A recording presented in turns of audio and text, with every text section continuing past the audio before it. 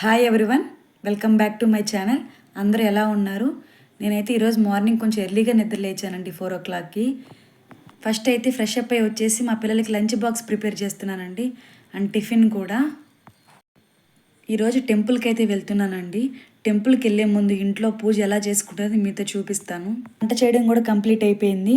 ఇప్పుడైతే పూజ room clean చేసుకోవడానికి వెళ్తున్నాను. పూజ రూమ్లో అంతా నీట్గా ఎక్కడెక్కడ సర్ది పెట్టుకుని దీపాలు కూడా కడుగుతున్నానండి.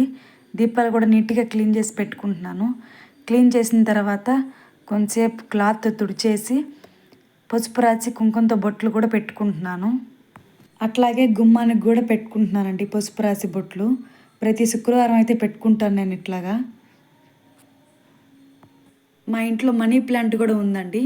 మనీ ప్లాంట్ కూడా ప్రతి వారం కడిగి పసుపు రాసి బొట్లు అయితే పెడతాను. శుక్రవారం వచ్చిందంటే ఆడవాళ్ళకి ఈ పనులే సరిపోతాయండి.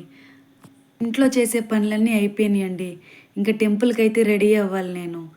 నేనైతే మా పిల్లల్ని స్కూల్కి వ్యాన్ ఎక్కిచ్చేసి శారీ అయితే కట్టుకుని రెడీ అయిపోయానండి. రెడీ అయిపోయిన తర్వాత టెంపుల్కి తీసుకెళ్లాల్సిన సామాన్లన్నీ కరెక్ట్గా ఉన్నాయో లేదో అన్నీ చెక్ చేసుకుంటున్నాను. బ్యాగ్లో ప్రతి ఒక్కటి పెట్టుకున్నాను, ఏది మిస్ అవ్వకుండా చెక్ చేసుకుంటున్నాను. ఇంట్లో కూడా దేవుడి పటాలని పూలతో అలంకరించి పూజ అయితే స్టార్ట్ చేశాను. హారతి ఇచ్చి కొబ్బరికాయ కొట్టుకుని గుడికైతే బయలుదేరిపోయాను. గుడి దగ్గరికి అయితే వచ్చేసాను.